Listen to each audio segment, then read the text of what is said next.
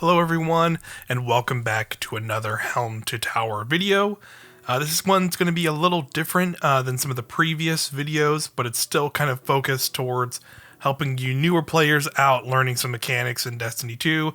These are going to be like 5 or so different little mechanics that might be hidden or not as well explained that you might not even realize were there inside of Destiny 2. So let's go ahead and get into these little helpful tips for you.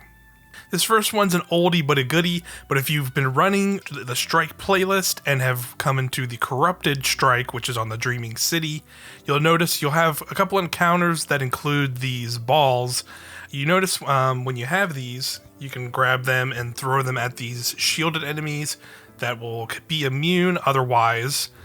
So you need to throw the balls at them to break those shields. What you might not know is you can also throw that ball to your teammates, making that ball much more stronger and much more quicker to defeat enemies, and also doing damage. This also applies in the boss room, where you can pick up the ball and throw the ball to a friend, and then they can throw that at the boss, removing her shield and also dealing damage to her and keeping her stunned for a period of time.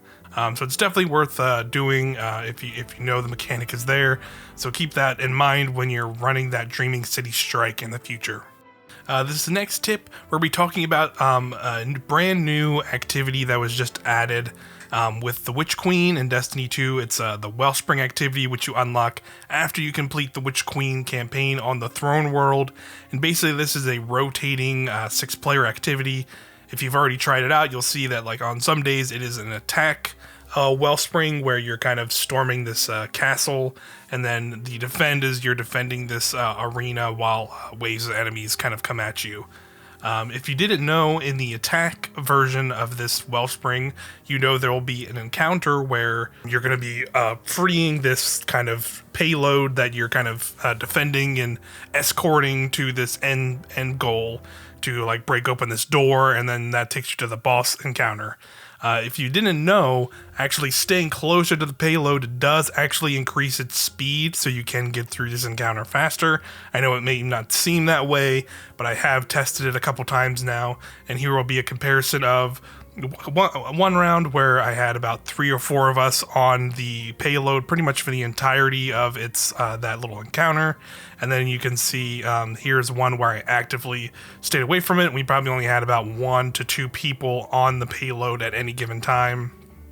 And you can see from this timer, it is pretty slower by encounter standards in Destiny 2. So just keep that in mind when you're running the attack version of Wellspring to stay by that payload, and you can make that whole encounter move a little faster and get closer and closer to grinding out those red border patterns of those weapons in the Wellspring. With this next tip here, we're talking about anti-champion mods, and basically with anti-champion mods, if you haven't seen, I have a video that goes more in depth with how those work specifically in terms of fighting that against actual champion enemies. But if you didn't know, they also have an extra little utility against more common enemies, as you can see here in this video, in this footage here.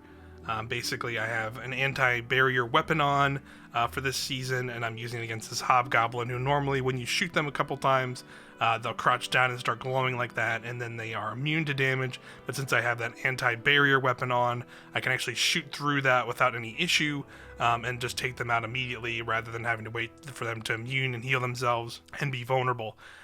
This also applies for Overload as well, where Overload weapons can actually, if you keep that sustained shot and get that overload shot procced and hit enemies with it, that'll actually kind of slow them down and stop them from using abilities for a very brief period, as long as you're keeping that shot on them. So you can definitely kind of get a little bit of a better opening when you're doing that as well against some enemies. Also, Unstoppable does affect enemies. It was a little hard to capture, mainly because I am over leveled for some activities, but you can see here on this one severe champion, as long as I have Unstoppable shot procced and I'm hitting them, they will be constantly staggered kind of in place, as long as you're getting that headshot on them. So it's pretty useful to keep some enemies staggered for a brief longer period of time if you need that extra bit of time to stay alive, so it definitely helps in that later game activities. So it's nice to have these extra little mechanics known if you're fighting against anti-champion enemies. Just know that they can also help in these other little scenarios as well. Next up, we're talking about ghost mods. If you didn't know, you can actually upgrade your ghost just like you can pieces of armor. Luckily, it does not take as much as some of the armor pieces does. Like, it doesn't take enhancement prisms or like ascendant shards or anything crazy like that. It's just cores and some glimmer. As you upgrade it, you can then apply mods to it, and that'll help you out in a lot of different activities. For instance, if you're like grinding for any particular kinds of materials like glimmer or upgrade modules or cores as well, you can actually apply mods that will make it so there's a higher chance of those to drop from various activities or more of it. So you can have, like, here's a comparison here of, I don't have a ghost mod on that gives me glimmer, and and you can see the amount I get, and then I put on the max amount, which is about like an extra 60% of glimmer for every activity I complete in the Vanguard playlist. You can see I get a pretty decent chunk more glimmer. So if you're low on glimmer, that's a good way to slot in one of those mods and get a bit extra, as well as if you're low on upgrade modules. Those mods exist for any of those activities, so you can put those on for either strikes, crucible, or gambit, whatever. And so whatever you're running, you have a better chance of some of those materials dropping from those activities. But another important thing about ghost mods, besides getting materials, is there's a set of mods that let you kind of better dictate which kinds of stats you get out of your armor that will drop from various activities. And the best way to utilize this is actually using the ghost mods with umbral engrams. So what you're going to do is, once you have some umbral engrams, which you can get these to drop from pretty much any activity, strikes, just kind of playing the game, you'll see you'll accrue these and they'll drop on the ground. Once you have some of these, you can go to the Helm and then decode your umbral engrams into specific pieces of armor.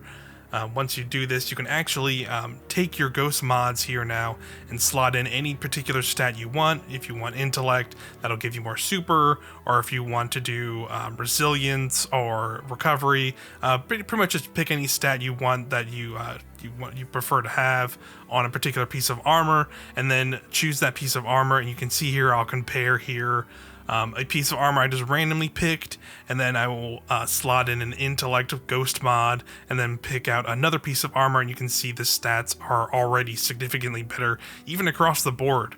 So that's pretty awesome. So definitely recommend, if you're looking for getting better statted armor, definitely use ghost mods, or even if you're just grinding out materials for various activities, ghost mods can be super useful to use in these scenarios. Last little tip here, if you're trying to get more into the plot and story threads that are currently going on in Destiny 2 with the Witch Queen and Season of the Risen, it could be a little difficult, maybe if you've missed a lot of previous story things.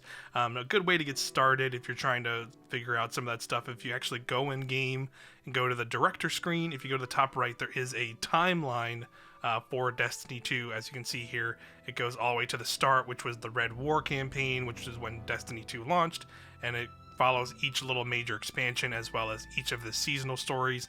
It kind of gives you a brief overview of each of those in that timeline, so you can at least have a general gist of where we've come from that launch of Destiny 2 with the Red War, and now here in the Witch Queen. But there is a lot of story in there, because it is 4 or 5 years of story now.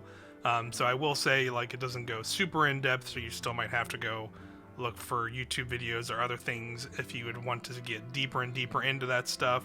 But at least that's a good starting point, I would say, if you're looking to learn more about the story and the lore of Destiny 2.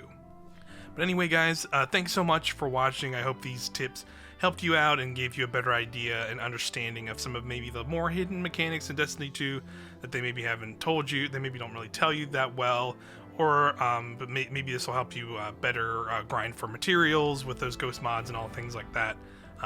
Thanks again so much for watching our videos, and see you next time.